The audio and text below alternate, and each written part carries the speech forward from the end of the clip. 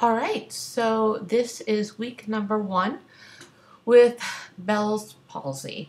I am planning on keeping track until I have improved significantly, just to kind of keep a record of what's happening, and also to kind of raise some awareness, because previously to this even happening to me, I didn't really know how insanely common it is. I mean, it hits about 1 in every 60 people in their lifetime.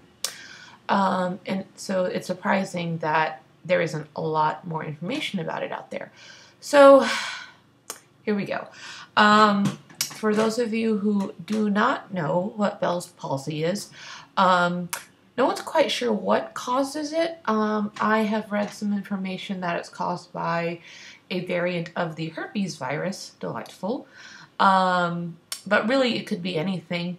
It's a really random disorder. It affects one of the facial nerves located around your ear, which is why a lot of us have ear pain, like I do. And it's typically unilateral, meaning it's just like one side of the face, mine being the left side, as you can see. So yeah, basically the nerve gets really inflamed and gets attacked, and since there's no room for it back there, it just shuts off that part of the face. It can either just be muscle weakness, which I initially had, or total paralysis, which I do have now. So yeah, let's run through what my face looks like on week 1 and have fun, I guess. All right, so we'll start from the top, move down to the bottom, and just kind of go through what's going on. So first we'll start with my forehead. As you can see, I get lines on one side, but the other side is completely smooth. My eyebrows also, one of them moves up, look at her, that eyebrow game is on point, and this one, not so much. My eyes as well, they do not close in tandem anymore. So observe. This one needs a little help closing all the way even, but it does close, which is nice, because I know a lot of people who have Bell's, it just won't close at all. But if you give mine a couple seconds, it goes. Oh, and I lost crinkle right here. Yeah, it's kind of just not going over there. Connected to the nose, my nostril flares on this side, and this little guy right here, nope. Just gonna stand still and not join in on the party. Nice. And then arguably the most obvious sign is my mouth. As you can tell, one side is totally active and moving and being normal, and the other side is doing nothing. So that is the most annoying part of this, is the fact that I can't smile at all. This is what a closed mouth smile now looks like with me.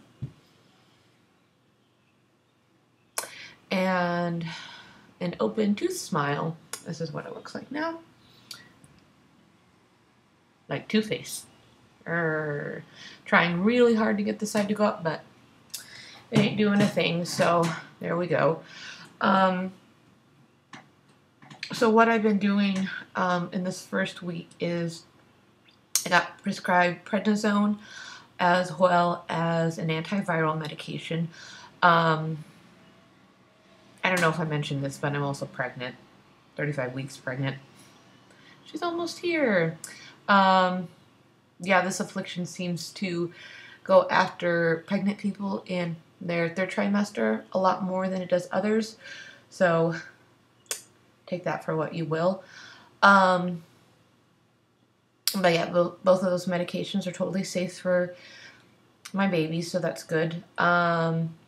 I have read very mixed things about whether or not the antiviral even does anything, but the steroid is supposed to really help, especially when taken within 72 hours of the onset of any symptoms, which is the case with me.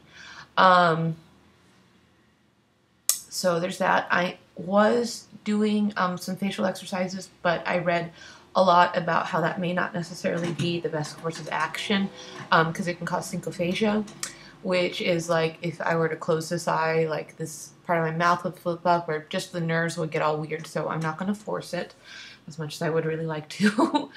But I am using a lot of hot water compresses.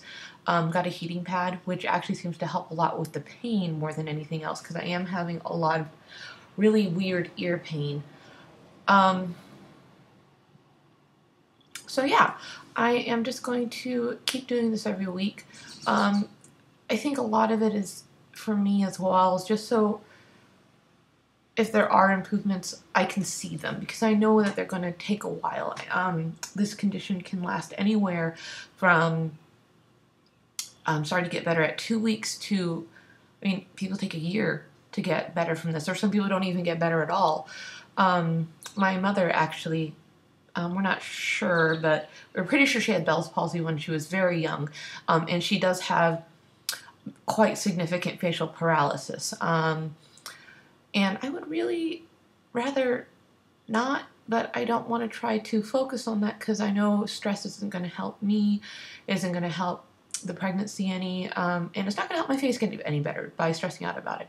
So I'm trying to make it a point to stay positive, still do my hair, still put makeup on, just so I can feel more like Sylvia and less like Two-Face. Which is a lot of what I'm feeling. Not really an emotional person, but oh, this has made me cry at least 3 or 4 times a day. Part of that's probably pregnancy hormones, but part of it is also the worry of being stuck like this. But it's only week 1, and there's a good chance that it will improve. Because with most people, it does. So yeah, this is it. I'm kind of taking it day by day, taking it as it is, trying to not let it be the main focus of my day because this is just my face right now. This is me, and it's okay. So yeah. That is it for now, so I will be back again next week, and hopefully we can see a little bit of personality on this side, and I won't look quite as weird. Who knows? So yeah, here we go.